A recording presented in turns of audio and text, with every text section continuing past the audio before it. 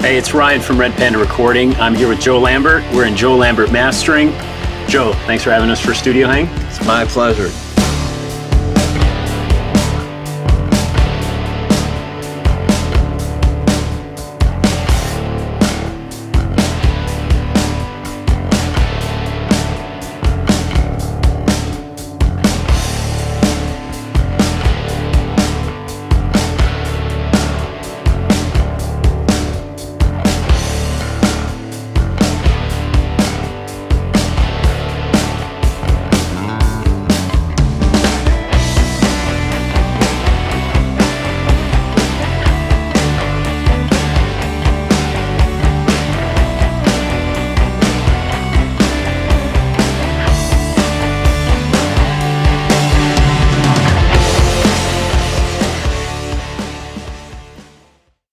This is a fantastic room here, and I'm really excited to talk about some of the analog goodies you have for us today. But I wanted to start a little bit, your path to sort of getting to where you are today. I know you started, like a lot of us, playing guitar, playing in bands.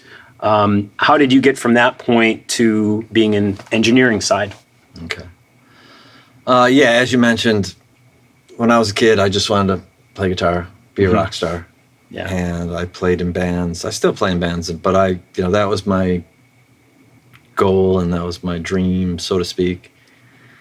And I played in bands like most people and played with this band for a couple of years. Lose a couple guys, get a couple guys, and get a couple of new guys. And this would go on through high school and then into college. Mm-hmm.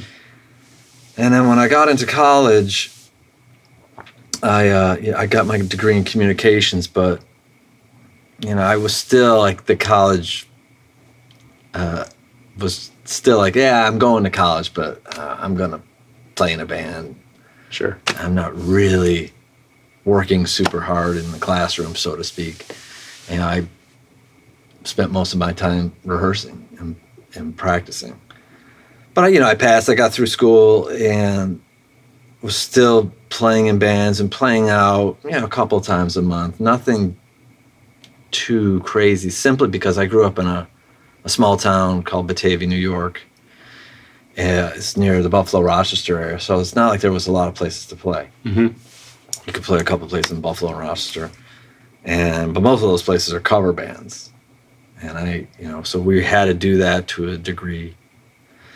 And then I got out of school, and I started working in a high-end audio and store. And that was fun. I worked with some really cool people, learned a lot of cool stuff. And I was still playing. And I got into another band that was a really well-established Buffalo band. Mm-hmm. And, they played a lot, played all over. And they lost a guitar player, auditioned some people. I got in. And that was more serious band. We were playing 3 or 4 nights a week. I quit my job, and that was what I did. Mm-hmm. And I thought, this is the band. Right, that's it. This is it. And we actually got a record deal. Mm. And it was so funny because I can literally remember the day I was told.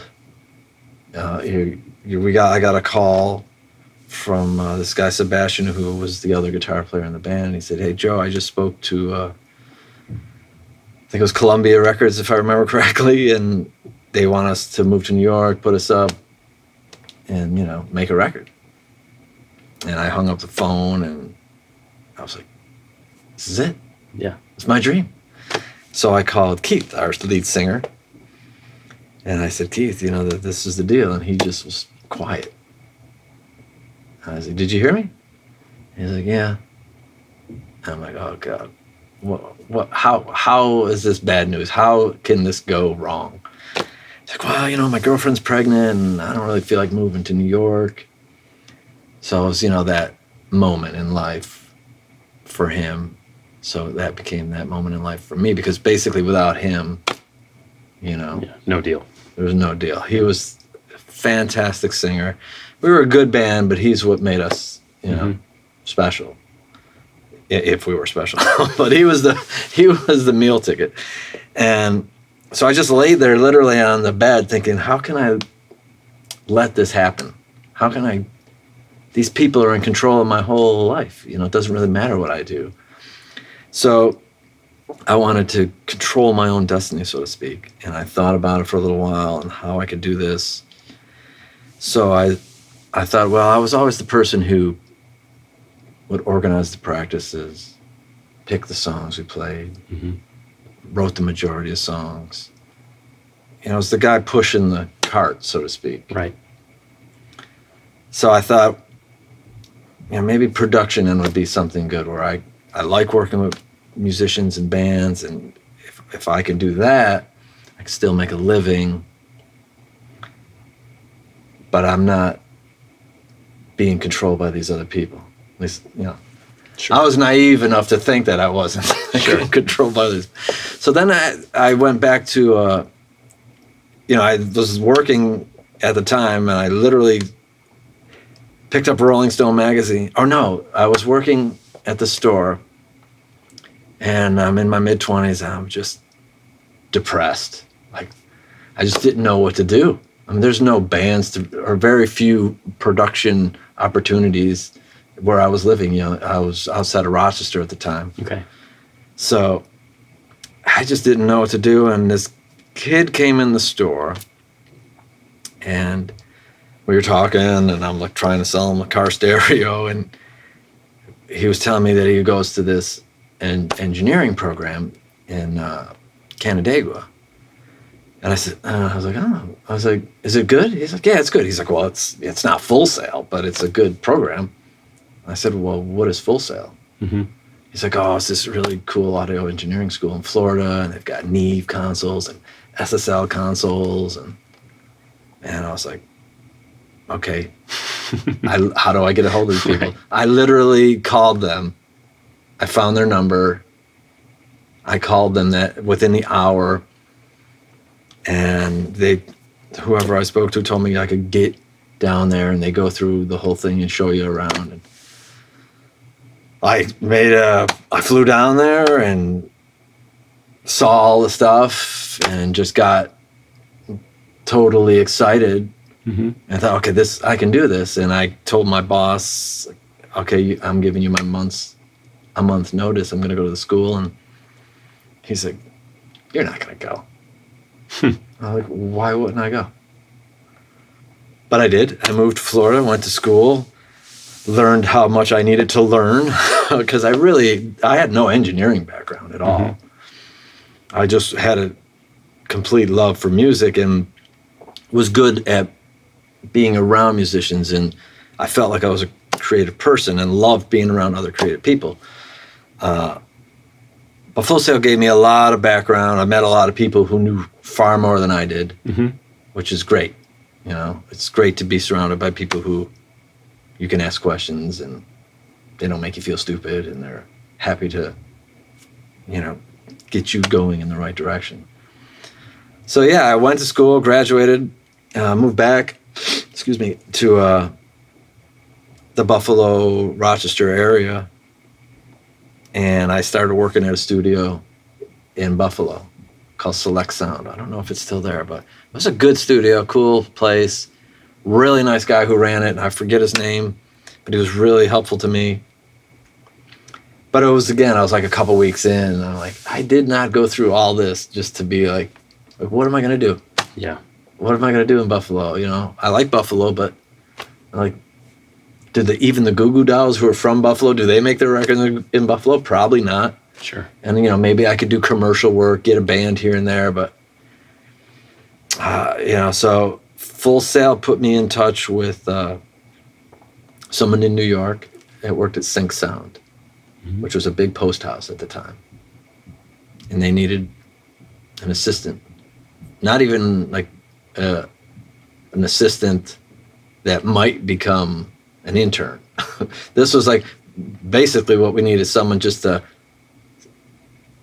we just need an extra body here because there was a Stephen King production, a TV special called The Stand, which is one of his books that they turned into a TV show, and they just needed someone for 90 days. And I'm like, I'm going to move to New York City, you know, For 90 for 90 days. So I was already like, yeah, it's not going to work. Yeah. But luckily, somehow, my cousin, Jackie, who lived in New York, my mother probably told her mother. And Jackie called me and she's like, just come and stay with me. You know, no questions asked, just come, stay, sleep on the floor, whatever. Just, you got to get here. And so that was a huge help to me because, you know, without that opportunity, I probably would have talked myself out of it because I would have been just afraid. Like, how else am I going to do this? So I came, I was the assistant there, and basically just made coffee for people and just answered phones. Really nothing to do with audio, so to speak. Mm-hmm. But I would just hang around and talk to people and hang out with the Foley guy and do some Foley with him and hang out with the people who were making Beavis and Butthead at the time, and just was a fly, you know? Yeah. Who brought cookies to people and made them, you know, comfortable so they wanted to keep me around. And then that turned into an internship at another studio that I was called 0 Hour Records. Was a indie rock label that started up and also had a studio. And I went there as an intern, worked my way up to an assistant, worked my way up to a house engineer, and just, you know, these are all just little steps in a 23-year period. And as I was working there, it was one of the good things about working there is I got to do a lot of little things. One day I'd be, you know, recording vocals. The next day I'd be mixing a song. The next day I'd be doing live sound at Brownies or under Acme, or, you know, because we had bands that would come in that were either on the label or were trying to get on the label. So my hands were in everything. And plus there's this new software came out called, you know, Performer. And I got to learn that, and I would work with hip hop guys, and they taught me how to use, you know, the sampler and how to make beats. And so I was becoming well-rounded enough that I could work with a lot of different people in different situations. But I wanted to get into mastering. I just thought it fit my personality. It fit my work habits. Yeah. I didn't enjoy working 14 hours a day for 8 days. I just think that's a stupid thing to do. I don't see these people who walk, you know, like, we worked all day and night, like it's a badge of honor. And to me, like, it's just, you know, it's rare that you're getting really good work done. Yeah, yeah. So again, my boss, Ray McKenzie, who owned the studio and the record label, he had an opportunity to build a studio, and he just asked me one day, "What, you know, you've been here with me longer than anyone, and I'm going to build a studio with 2 rooms, a recording studio and a mastering studio." And he's like, "What one do you want?" And I said, you know, so it was like I'm at a crossroads. Sure. Because like I just had to make that decision. I knew, like, you know, this isn't a. I guess I could have changed my mind, but in my head, I didn't think I could. Right. I felt like this was the decision of a lifetime. So I told him, I want to run the mastering studio. And he gave me a great opportunity. He built a room. And it was a decent room, and we put some good gear in there, and I started learning. I certainly wasn't a great mastering engineer at the time. But I had enough gear to make the right mistakes and the wrong mistakes and learn. And I just started working. And we just, you know, the label had certain work, and it was great. And it's just like any other job in these artistic fields. You just slowly but surely keep working, keep doing it, keep showing up, make mistakes, try to learn from them, try to get better. And I was getting to a point where people were starting to trust me. Like, you know, let's get Joe's ears on this and just see what he thinks. So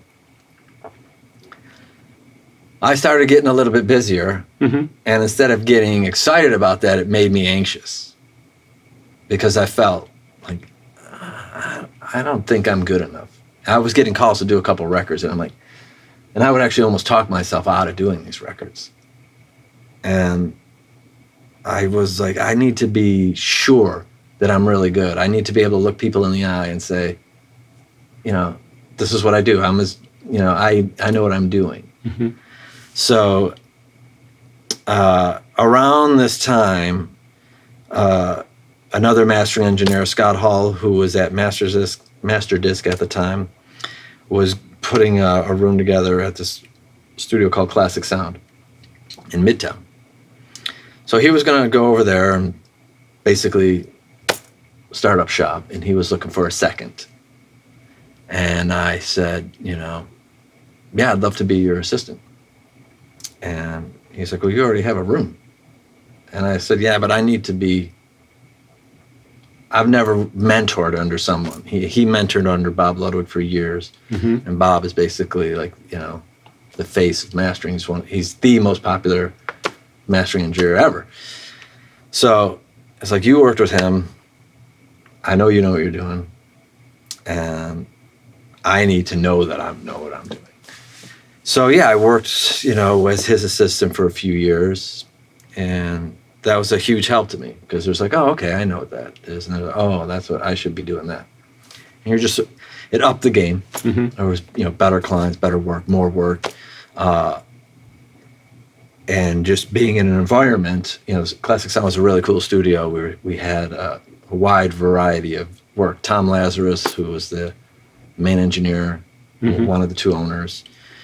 Most of his work was classical and jazz, and he's a super great guy. And then Scott was doing his thing, so we had this hodgepodge of clients, and I would sometimes get to work with Tom, but mostly I was working with Scott. And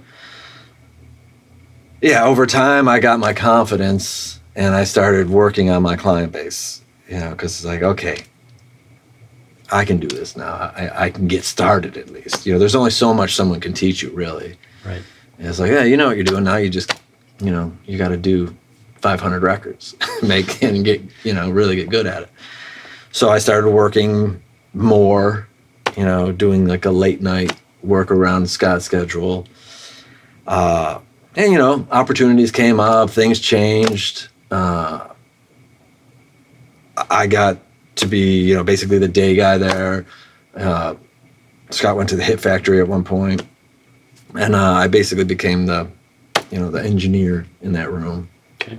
And slowly but surely kept working, and then moved to True Tone Mastering and worked there for 4 or 5 years, and started getting busier there. Started working with bands that like Deerhunter and Animal Collective, and those bands all kind of started to hit at one time, and I started Mm-hmm. working with DFA, and they all were telling each other about me.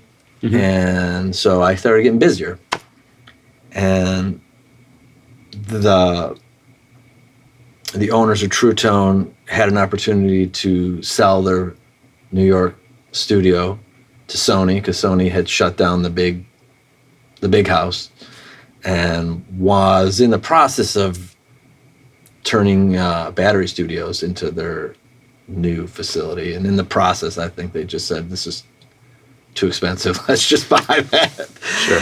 And made them an offer. So they called me in the office and said, we're going to close up shop, and thought I was going to freak out. And I said, it's your place. Do whatever you want, Yeah. And I had to decide if I was going to go to another studio or open my own place. And at first I was just like, oh, I got to find a place. And I started talking to some other places and had a couple opportunities. But in the long run, I just thought the majority of people that I work with, I'm bringing the client in over the last, umpteen years that I've been working.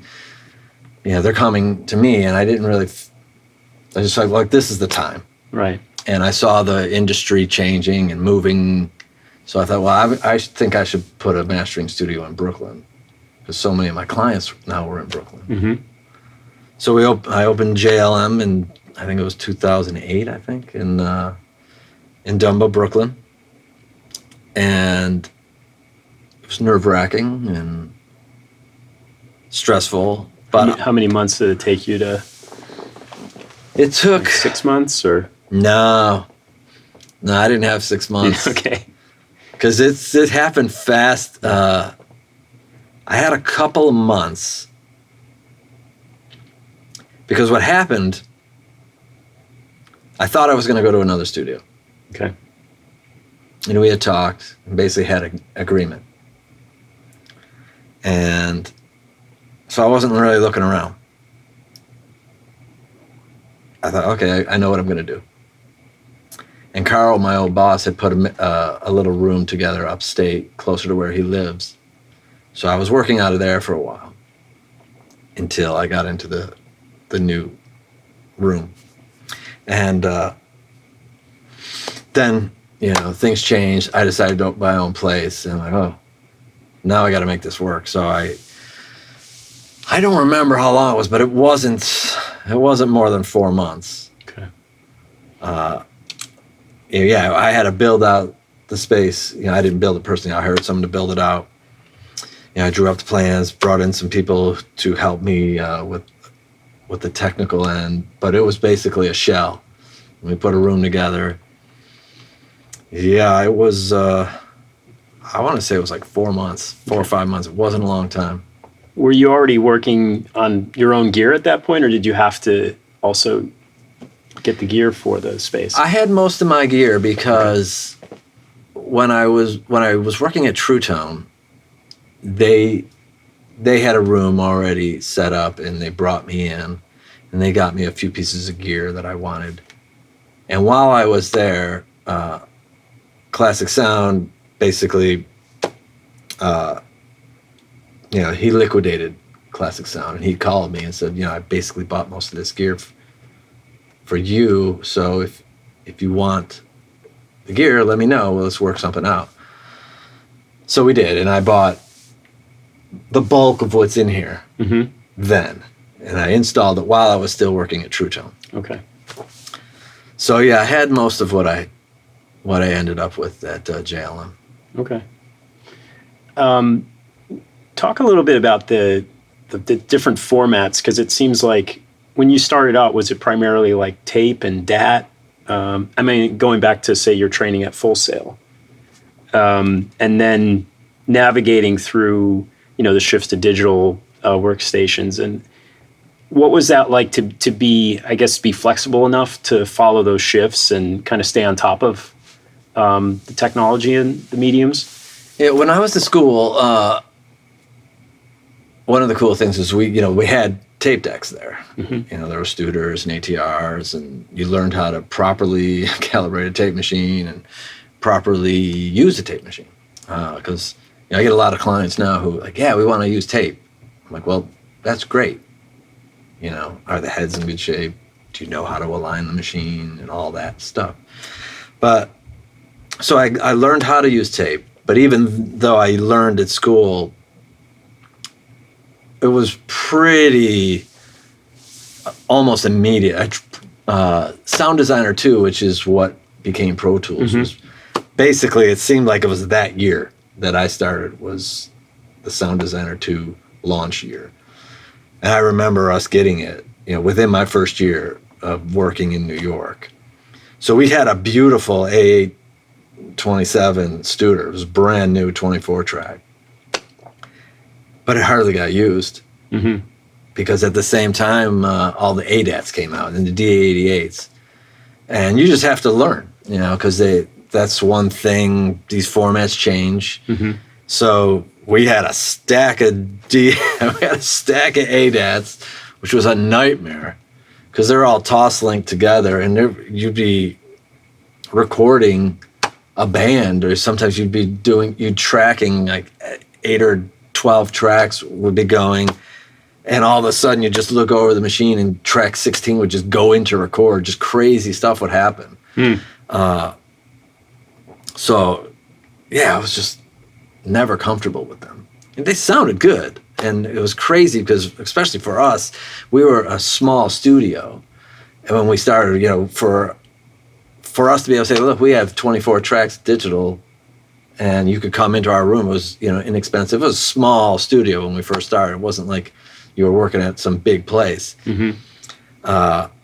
And it actually got us busy quickly because all of a sudden I was being asked to transfer all these 2-inch tapes for people. And then it'd be like, well, can you just mix the song? You know, like, we just need this. Can you just mix it? I'm like, yeah, sure, I'll mix it. And so, yeah, you got the tape machines. You got the digital tape machines. You got the DATs. You got the DA88s. And the music people, we used more of the ADAT machines. And the film guys decided they were going to use the DA88s. So then you had all that conflict and who's using what tape machine. We're coming in with these tapes. Oh, we don't have that tape machine. You know, it was a nightmare in some respect. And DAT tapes they're just a nightmare too, because again, it's not that they don't sound good, but the mechanism is kludgy, and you could have your Panasonic tapes that would play all day, every day in a Panasonic, but then you'd go to another room and they'd have a Tascam, and just the mechanism is a little different. It won't line up properly, and let alone if they're old. Yeah. You know, I had a client, they mixed down to DAT in the 90s, you know, like everybody else did. So recently they called me, they want to remaster the record. I have 2 DAT machines. I'm like, yeah, just bring them in. Neither DAT machine will play the tapes. So I called two other guys, get their DAT machines. Only 1 out of 4 machines would even play the tapes. So it's just, yeah, it's tough. Yeah. And then at the same time, I had you had sound designer / Pro Tools / Performer, which became Digital Performer. All that stuff happened pretty quick. And for me, it seemed really fast because it was really my first year, 18 months. I'm being tossed into all that stuff. And so I just trial by fire. I just stayed in the room all day, every day, and taught myself how to use those things.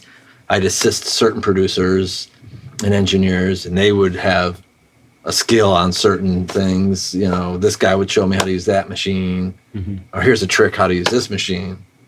So yeah, that's kind of how you keep up, so to speak. Yeah. And if we look at today, so now most finished music is destined, it seems like, 2 places. It's either going streaming or it's going to vinyl, and even cassette has kind of had a little bit of a resurgence. So as a mastering engineer, are you having a conversation with your client, like, what's the medium, and do you sort of have an approach for streaming versus vinyl, or are you just creating the best master that you can and you know it's going to work everywhere? Yeah, we have to do a lot of prep. Between myself and Diana Zinni, my studio manager, we're talking to the clients, we're asking them, what do you need, what do you want? If it's a record label or whoever it is, we ask. But streaming, everybody's stuff is going to be streamed now. It's here, it's not going anywhere in the near future. So there's 2 things about that. Most streaming platforms use a LUFS playback or a LUFS style playback system, which simply adjusts level. So when you're playing 20 different artists, they're in a relative volume. So if you make the songs really loud, they're going to lower your volume. But I can talk till I'm blue in the face to my clients. Like, you know, it actually plays back better if I don't make the songs as loud. Especially like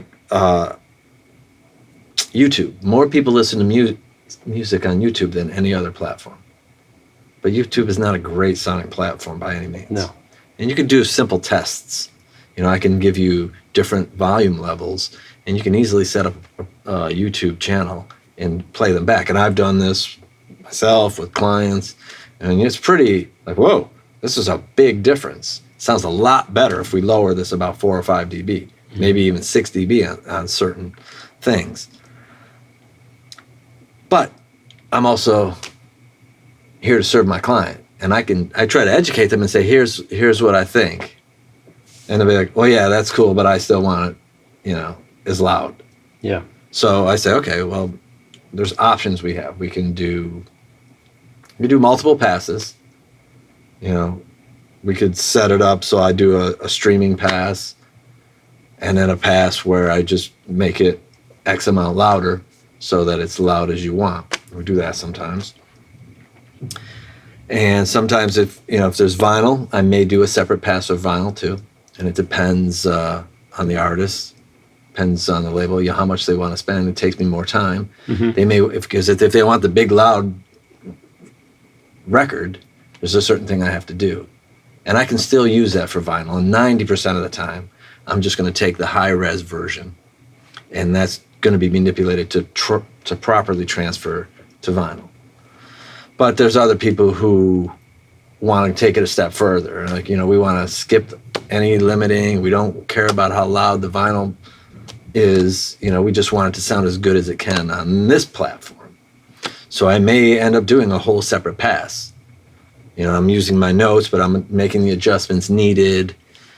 They may want to stay all analog, no digital limiting, no digital processing, and I'll do that. So there's options. there's the talking to the client, just seeing what they want and what their expectation is. Again, educating them on what they can do and what's going to sound best. But ultimately, they have to decide exactly what they think they want for that particular project. Yeah.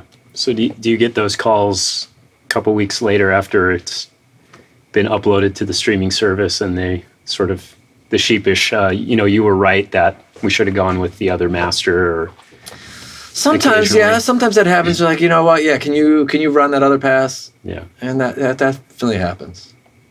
And what are some of the, for those that are watching that aren't, don't really understand vinyl or didn't grow up with tape and vinyl as mediums, like what are some of the challenges that mastering for vinyl presents? Well, tape and vinyl, analog, you have to pay more attention, frankly. Vinyl is a specific size. So that means the length of the music is specific. There's only so much time you can fit on to a record. How loud it is affects how much music you can put on the record. How much bass or extreme top end affects how much music you can put on. All that stuff is physical space on a record. With digital, it's easy. You just put a limiter on and just crush it. It might sound terrible, but it'll still work. Yeah. A tape machine, you can hit it, and you find the magic spot where you like the way it sounds. I'm getting a nice amount of, tape saturation, and it sounds good. Or you can go a little too far, and it still sounds okay. But then you go too far, it craps out. It just doesn't sound good. Forces you to make better decisions, in my opinion, often. And that's also the thing I like about vinyl is when I learned how to cut, it really helped me become a better mastering engineer. Because it just makes you think of some really basic things. Where's the mids? Where's the highs? Where's the lows? Let's make sure the balance is right. So if you take a really bassy record or a bassy song and you put it on a record, it will play. It'll work. But it's going to affect how loud it is, like I mentioned. And if you basically you have to do the math. Is a quick way of saying it. You have to figure out how long your side is. If it's 20 minutes, that's a really good size, a good amount of music. You can make a really good sounding record at 20 minutes. You're going to have to listen to the material, see how bassy it is, how bright it is. And you may have to make some adjustments, of course, but basically you can get a good sounding record. Now somebody has a 26-minute side, and they say, well, can you do that? Well, the quick answer is, a good, competent cutting engineers to say, yeah, I can do that, because you can, but you now have to change things to do that. Are you reducing the headroom of the overall? You're doing a couple things depending on the content of the record.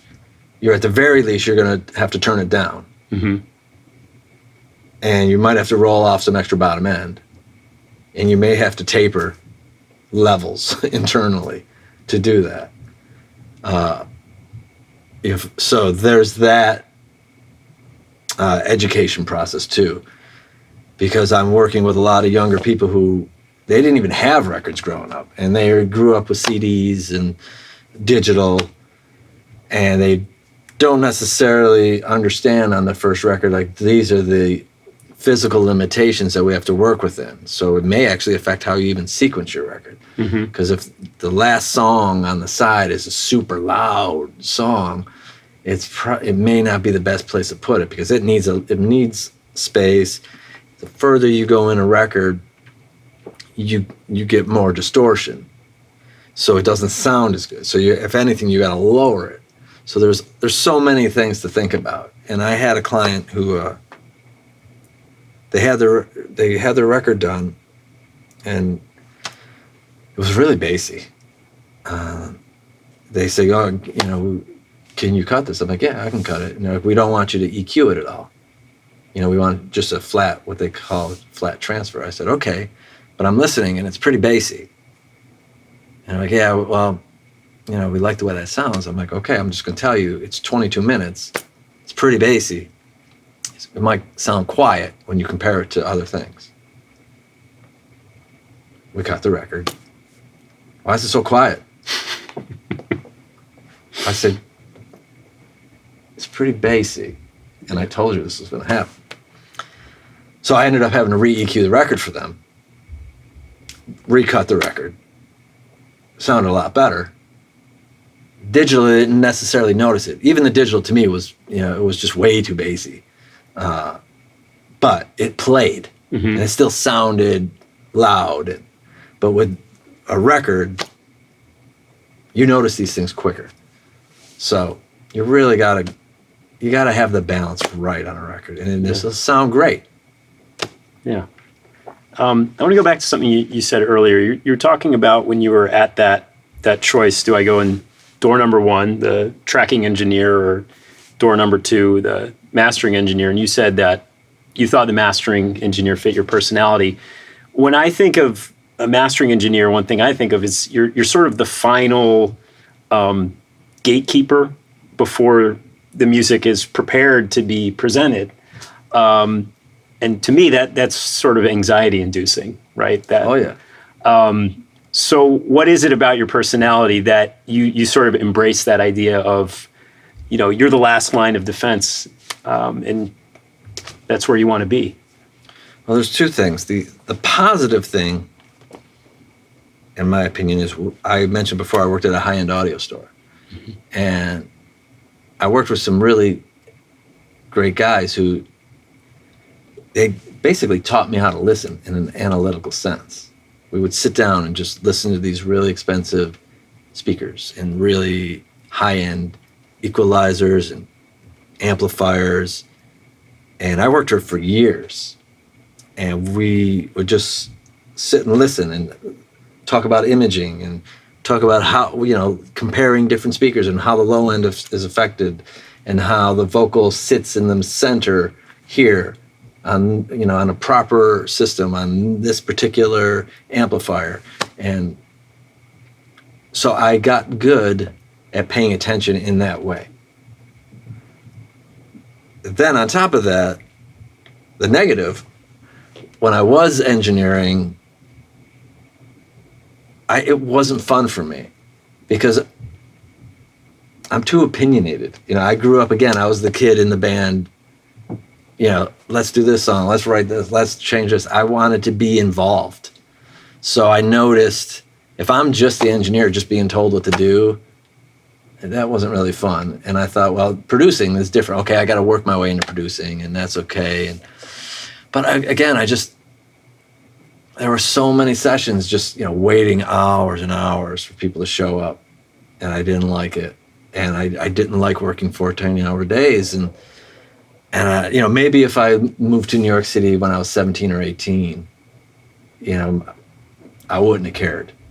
But I was already in my late 20s, and I just thought, if I keep this up, I'm going to be in my 40s before I even get to do anything.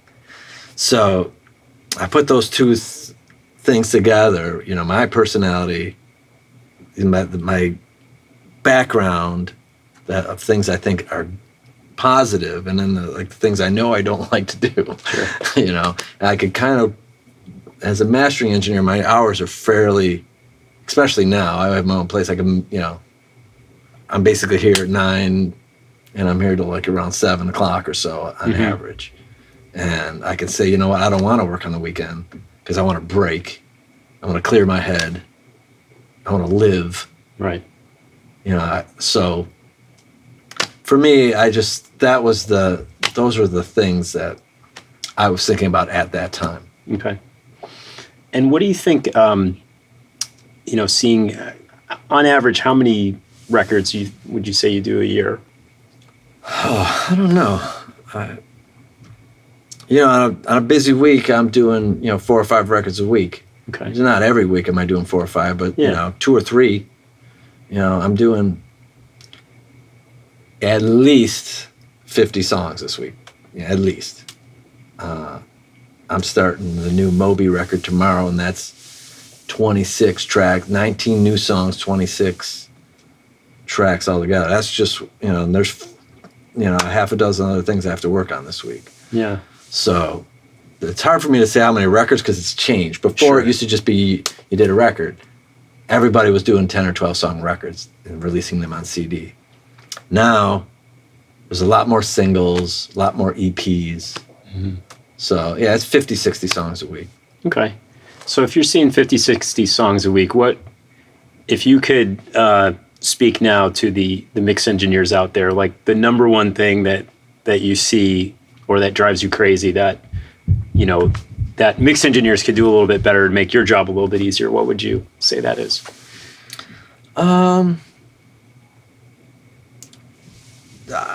First off, I get a lot of really good mixes, and many of the mixes I get they're wonderful. I mean, they're really a lot of talented people.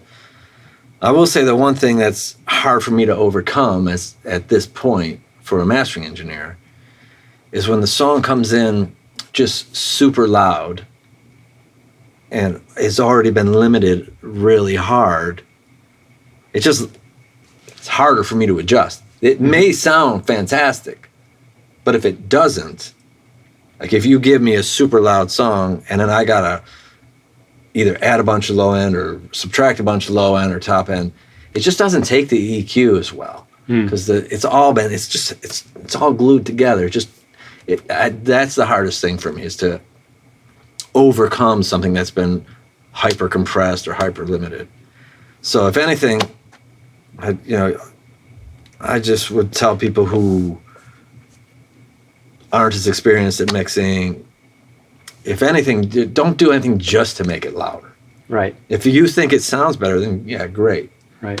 But it's easy for me to make it loud. It's hard to make it uncompressed or unsquat. You know, if those cymbals are, you know, just a hash factory, there's nothing really I can do. It's just, it's been, you know, crushed. Right. Yeah, it's like an image of if you take a sandwich and you throw it on a panini press, you can't like turn it back into a sandwich. That's a good one. It's burned. Everything's like burned that. in there. So in a case like that, I mean, do you just try to work with it, or will you say, hey, you know, can you get the mix engineer to send a pass and turn the limiter or the mix bus compressor off? How do you handle that? I know it's different with, you know, who you're working with, but I guess the sort of sensitive political things you may have to do sometimes on your end. Yeah, it depends on the client if I can even get a hold of them. I have clients from all over the world. I get songs from people, you know, someone from Germany, and I may or may not even be able to get a hold of them. And they need the song, you know, because they need the song by Friday, and it's Thursday at 5 o'clock. and they're in a different time zone. So I'm going to do what I can do. Mm-hmm. And I'll certainly try to reach out if there's something I think that, you know what, I'm hearing something that I think can be improved. I certainly won't call the artist. You know, if you are working with a producer and you think you need to hear something, you don't call the artist and say, hey, I think your producer messed up, you know. Right. Because that's just a stupid thing to do. But there's certainly people I work with, especially the answer to your question is, the more I know a client and have a relationship with them, the easier it is to get everybody working together. Mm-hmm. And for me to call so-and-so and say, sounds great, but yeah, I don't know if you noticed this. I think the snares, the snare's out of phase in the chorus. I think that just got missed. Yeah. Or, you know, something silly like that. Or like, it sounds good, but it's super loud. Can I get another option? Because it's for this type of song. I just, you know, there are certain songs that you can hit really hard, mm-hmm. and it sounds really good. It doesn't work for everything. You know, if it's just a singer-songwriter, you know, if it's just this girl with a beautiful vocal and an acoustic guitar, and the meters are already like this, it's, you know, it's probably not the best result we can get for that song. So, you know, again, Diana and myself, we're trying to get the best for everyone else. That's the job we're in. We're trying to make everyone look as good as they can, sound as good as they can. Sure.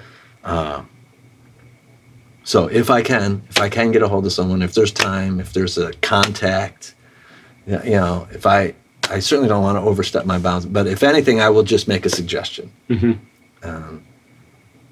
And they may come back and say, you know, I know it's crushed, we love it. And I say, okay. Yeah.